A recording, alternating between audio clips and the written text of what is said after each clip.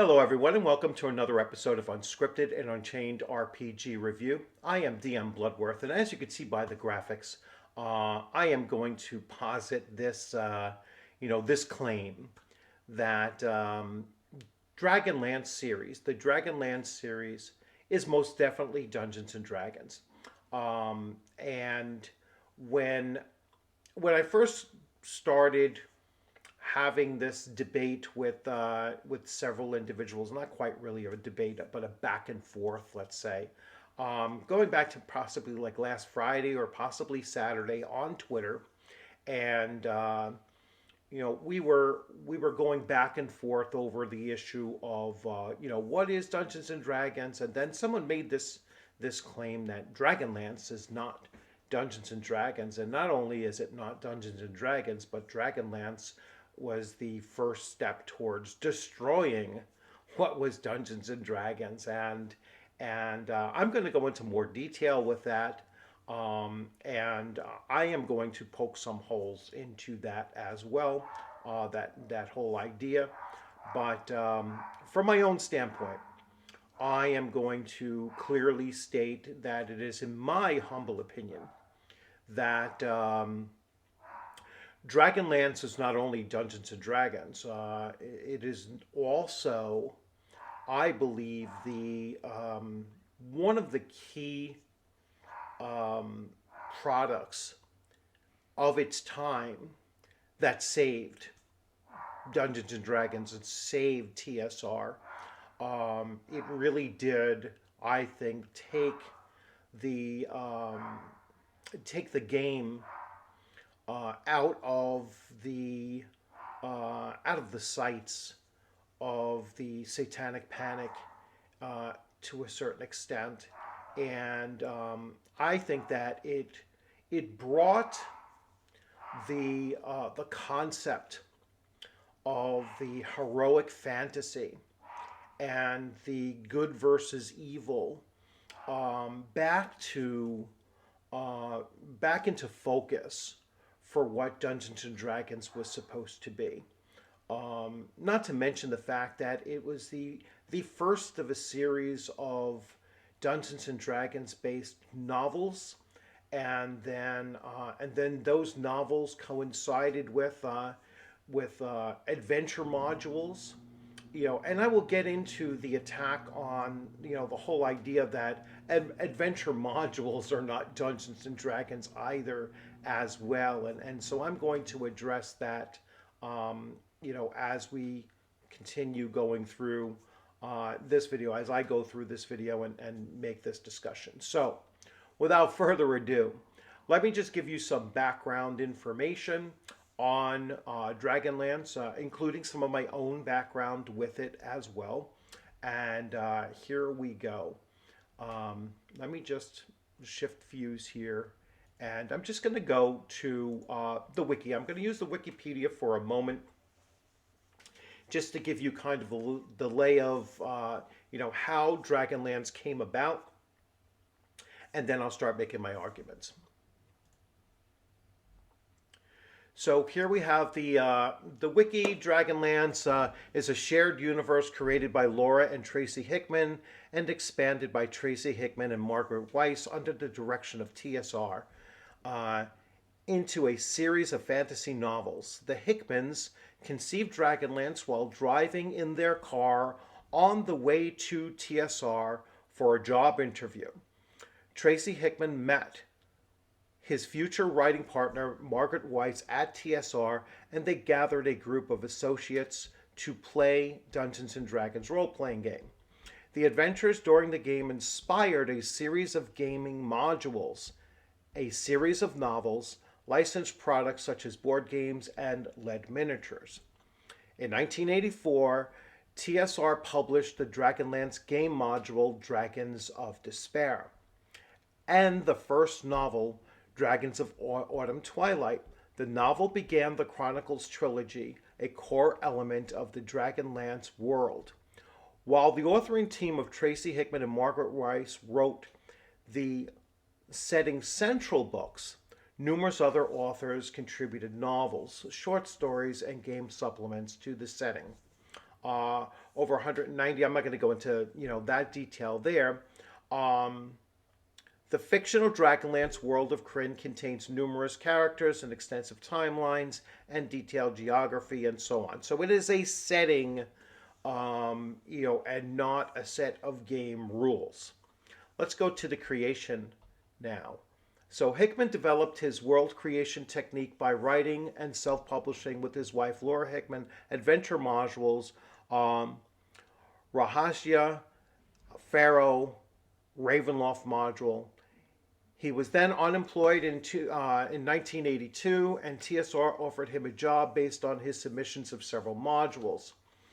That year, while driving from Utah to Wisconsin to start a job with TSR, Hickman and his wife created the Dragonlance universe concept during that trip. Hickman and his wife discussed two ideas they had for several years: an entire world used to support a storyline and a world dominated by dragons. Their idea was well received by TSR, whose marketing department felt that they had enough dungeons but not enough dragons. Hickman suggested a series of 12 modules, each featuring a different dragon. TSR employed Harold Johnson, suggested that Hickman should try to add additional support from other staff members, and other staff members. And after a period of months, Hickman had the support of Jeff Grubb, Larry Elmore, Roger Moore, Douglas Niles, Michael Williams, and others with whom they discussed the ideas of the project. Meanwhile, Weiss was editing and writing various Endless Quest books for TSR. The Dragonlance group decided that novels should accompany the game modules. TSR reluctantly agreed and hired a writer. Hickman became a design coordinator for the Project Overlord, the cover name for what would later be known as the Dragonlance Saga. TSR decided to create a franchise including modules, board games, lead figures, and for the first time novels. So Dragonlance is the first Dungeons and Dragons franchise. All right, and that is very, very important. So how you can separate them, make any kind of an argument that Dragonlance is not Dungeons and Dragons is really quite silly. Let me continue. Lost my spot, sorry. So they decided they should be the ones to write the book. So this is when Tracy Hickman decided that he should be writing these books.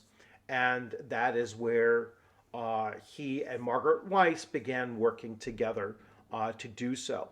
They collaborated over a weekend writing the prologue for the first 5 chapters of the first novel, Dragons of Autumn Twilight, based on the module Dragons of Despair. So the first novel was based on the adventure module, all right, and not vice versa, right? So it started out as a game adventure and then became a novel, even though they would later switch that up, and I'll continue reading and it gets to that.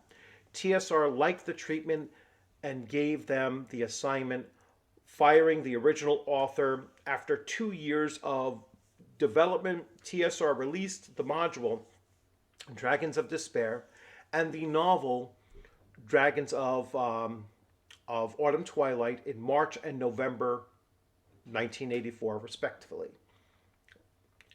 TSR had doubts about the finished novel's sales potential and attempted to order 30,000 copies, ultimately ordering the minimum print run of 50,000.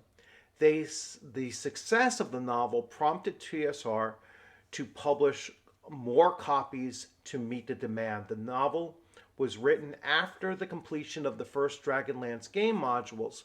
Weiss and Hickman felt this was constraining and made the novel feel too episodic. So they reversed the process for the next books and completed the novels before the related modules were written. Dragonlance received support products such as novels, calendars, computer games, and books of art. So I'm going to switch over and now take a look at that first adventure module. And what I'm going to do, sorry, I'll switch views again.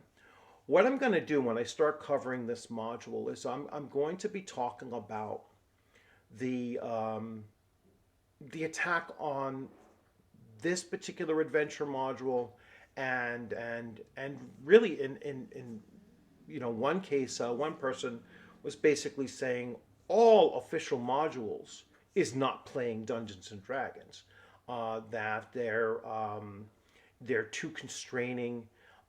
They don't allow for enough flexibility, or they're railroady or whatever. And so I'm going to just start going through this very first module. And remember, the first module came out before the first book. And even though they changed that later on, I think it's important to show how it started off, and then that way you can see how tied to the game the first adventure module was.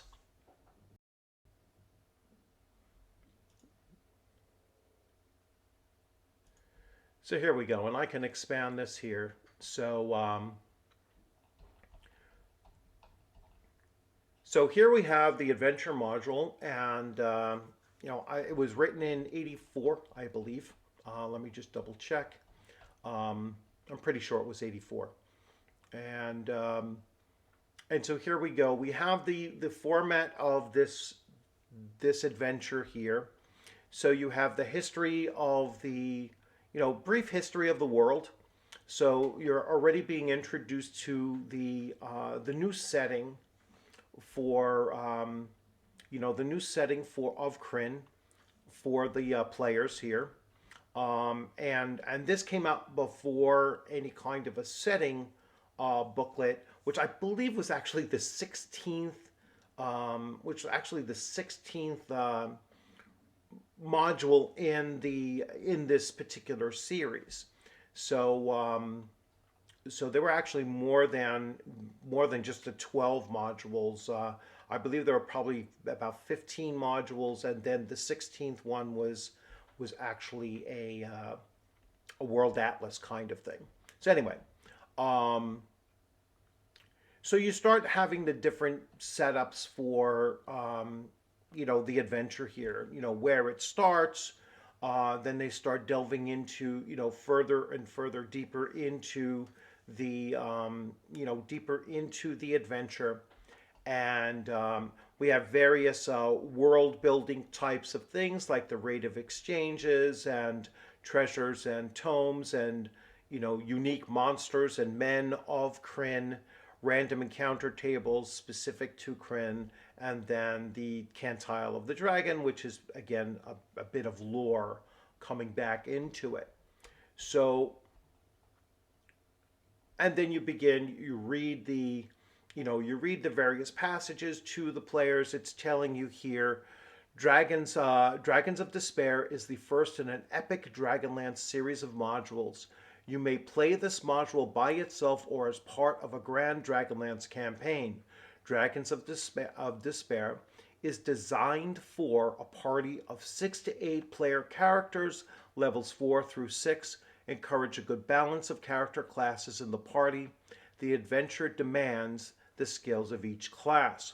I've had some people say that because this module gives you pre-generated characters based on the story, that this is railroady, and that but the adventure itself doesn't state that. The adventure itself actually says that if you can create your own group of player characters, and just make sure that you have a good balance of classes, and they should still be successful. There's also nothing in these adventures that make it clear that these characters, and I will jump to the character pages here um, once we get to the. So here are the characters, right? So you have Tanis, the half-elf fighter. You have Gold Moon, the human cleric, and clerics are very different in, very different in this world. At least for this first module, they don't have spell abilities because they don't have true deities yet. Tasselhoff Burrfoot, the Kender thief, and I know it gets attacked a lot for Kender. Um, Tasselhoff was an annoying character on purpose, but not all Kender have to be played that way. It's very, very important to remember that. You have Riverwind, the human ranger. You have Cameron, the human fighter. You have Sturm Brightblade, the human fighter. Um, you have Raceland, the human magic user. You have Flint Fireforge, the dwarf fighter. So very, very fighter-centric group here, right? So that's another thing to kind of remember is that, this party is a fairly large party and there's a lot of fighting in here. So there's going to be a lot of fighting in Dragonlance. It's a story that begins with the rumblings of war. And then there's going to be significant challenges during this. I also want to focus on the fact that, so here is the key big bad guy in in this first module. So it's an ancient black dragon, a huge ancient black dragon with 64 hit points. That's really important when you think about AD&D and you think about dragons. Their breath does their hit points and damage. All right, and so even if you make a saving throw, you take half that damage. So if these player characters come across, this ancient huge black dragon, and this black dragon gets a breath attack off on them when they're possibly unawares, all right, minimally it's going to do 32 points of damage. All right. Tanis Half-Elven, 35 hit points. So he's nearly dead. If he fails a saving throw, he's dead. Tasselhoff Burrfoot, 15. He's dead. Gold Moon, 19. She's dead. Riverwind, 34 points. He's left with 2 hit points of damage, or he's dead if he fails. Cameron, 36 hit points. So he has 4 left if he saves. He's dead if he fails. Sturm Brightblade, 29 hit points. He's dead if he fails. He's dead if he saves. All right, or he's into minuses if he saves. -3 to be exact. Raceland, 8 hit points. All right, he's dead regardless. All right, Flint Fireforge, 42 hit points. So he is the only one that will still have 10 hit points if he saves, and but he's still dead if he fails. So this is not an adventure module that is going to save these player characters, these pre-gen characters, if the dice rolls go against them, right? It's not so linear and so railroaded that that it's impossible for any of these characters to die. All right, and there's an actually very good chance that the characters that you do start off with are not going to be the ones that survive through either this adventure or multiple adventures throughout the rest of the series. All right, so it is not and easy adventure to survive through. Remember, this is an adventure written for mid levels. I'm just scrolling to get all the way towards the end so I can see if there's anything else I want to touch upon. The other thing is that these are the first that had the, at least to my knowledge, had the three-dimensional maps, which was huge back then. I mean, it was a big deal back then. So I'm going to switch views. So it's not a railroady adventure if there is a significant challenge in that adventure, because the chances of you losing your characters is fairly high, just as much as any other of the official modules coming out of TSR. The other thing that they did, and I mentioned several times already, was the novelization, right? So here you have the first, the first series of three novels, and these are absolutely must reads. All right, if you are playing Dungeons and Dragons, any edition of Dungeons and Dragons, and you want to have a true sense of what was believed to be the essence of playing Dungeons and Dragons, the essence of playing in a heroic fantasy, and in this case, it's an epic heroic fantasy, right? Then these three books are really minimum reading requirements. All right, if they were to reproduce a new Appendix N of required reading, these are absolutely books that should be in any required reading for that. Other things that came out, after the huge success of Dragonlance was that you had a true supplement put out. So this is a setting guide for Kryn, and so it's set up just like any of the other setting guides that you would see much later on, and it is the complete gamification of everything that was written in the novels, particularly the first 3 to 6 novels that were written during that same time frame, and so absolutely linked, most definitely Dungeons and Dragons, because at a certain point there was no way to separate the game mechanics from what you were reading in the novels, whether the novel came first or the adventure came second, and then later, the supplement book then came in and started to, through game mechanics, started to codify a lot of what you might have read in the novels, or what you ran in your own game session, running the official Dragonlance adventures. No one ever said that you can take Dragons of Despair and set it in Greyhawk.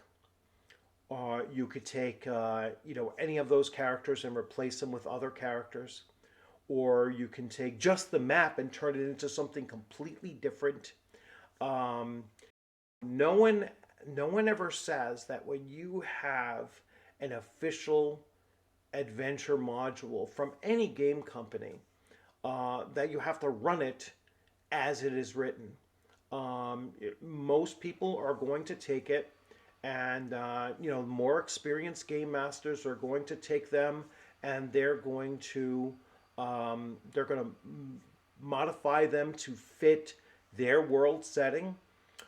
They might modify them to fit their own play style and their own way that they like something to take place throughout the adventure.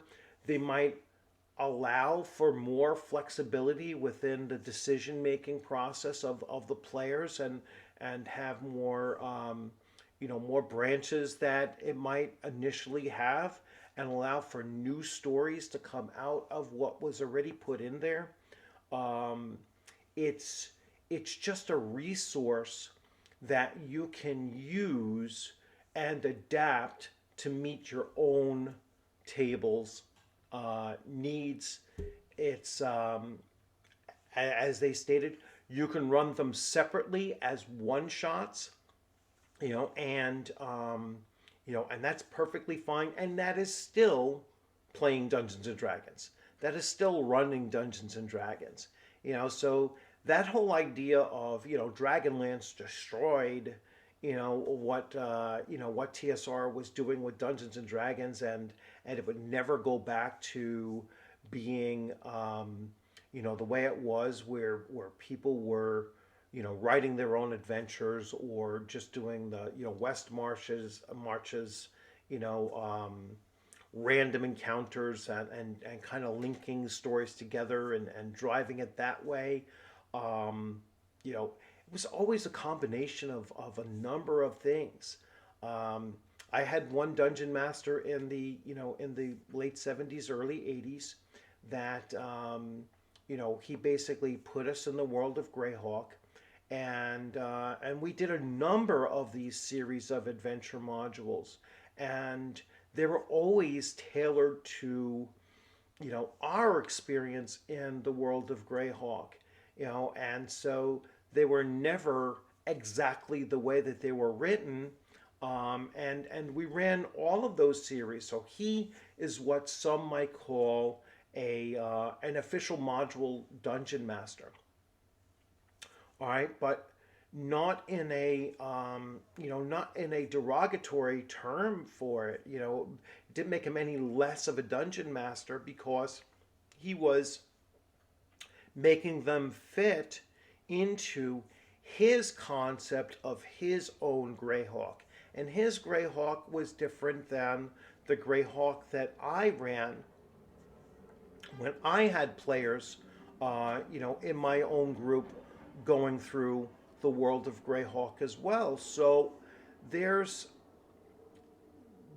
there are too many people out there, especially on Twitter, who are going to say, "Oh, this is the right way," or "This is the only way of participating in Dungeons and Dragons," and they'll say, "Well, this is not role playing, and this is role playing," or I've recently been hearing some people talking about what is three-dimensional role playing versus 4D role playing, and all of that.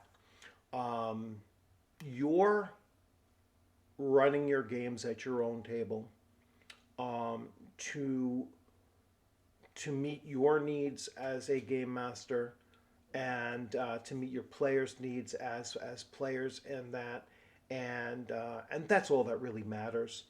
And I know some people will attack, people who say, as long as you're having fun. Yeah, that's the bottom line. I mean, if you're not having fun, you're not going to continue doing it. So to attack people for saying, "Oh, as long as you're having fun," yeah, that's the whole damn thing. Is you're there to be playing, to have fun. It's not a second job. Nobody needs a second job. That's voluntary and unpaid. This is for our our pastime. This is for our leisure time. This is for our relaxation. This is for our escapism, and it should never be a chore.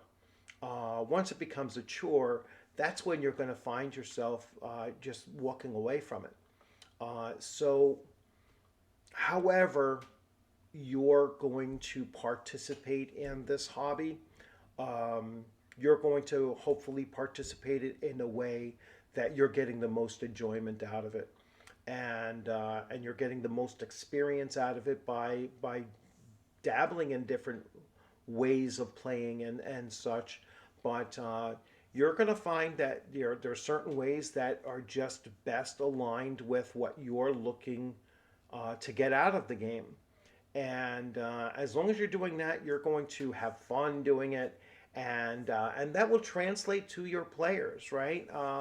Your players will also benefit from you as the game master enjoying what you're doing. And if that means running modules, then run modules.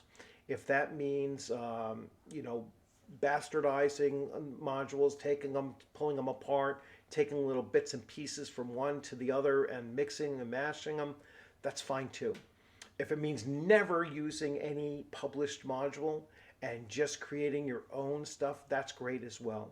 If you want to run campaigns where you're just running a series of random encounters and they're doing hex and that's all that they're doing, great. Whatever it is that is going to bring the most enjoyment to your table is the best thing that you can do for the hobby as a whole. All right, because the more people that are actively engaged in the hobby, the better it is for the entire hobby as a whole. So let's wrap this thing up. Dragonlance is most definitely Dungeons and Dragons. No one will be able to convince me otherwise. So if you want to get in the comments and disagree with me, fine, you can go right ahead. You're not changing my mind. If you want to say that you don't like the series, fine. That's perfectly fine that you didn't like the series. We can debate whether or not it saved Dungeons and Dragons, or at least helped save Dungeons and Dragons, taking it out of the the claws of the satanic panic. I personally believe, because I lived it, I was there at the time, and that is something that I firmly believe, that Dragonlance helped move it out of that field by, again, reminding people of what Dragonlance, or what Dungeons and Dragons, was meant to be. Gary Gygax always believed that it was meant to be a heroic fantasy. Your characters were meant to be good, fighting evil. And that's, he stated it numerous times. And even though he acknowledged that you can run evil campaigns, he never expected those campaigns to be very long lasting, because evil characters tend to kill each other off, or their consequences catch up to them. So just keep on playing Dungeons and Dragons, or any other game, role-playing game that you're enjoying, and don't let others tell you how you should be playing the game, or what is playing the game, or what is the best way to either role play or run a game, or whatever. If it's working for your table, it's working, and that's all that really matters. So I hope you enjoyed this video. Again, I welcome you to come into the comments section and and tell me what you feel. Respond to this video. You want to make a response video to this, you're certainly welcome to do so, and I will come onto your onto your channel and into your video, and I will exchange ideas with you as well. So if you want to do that, you're welcome to do so. And again, like I said, just keep on playing and keep on enjoying this hobby with your friends, and don't let others, again, don't let others tell you how to enjoy yourself in this hobby. It makes no sense for you to give them that kind of power. So, as always, thank you for joining. Hope you liked this video. If you hadn't subscribed, please consider subscribing, and just keep on rolling those dice, enjoying your company with your friends, and I look forward to seeing you on a gaming screen or at a convention sometime soon. You'll have a great afternoon. Take care.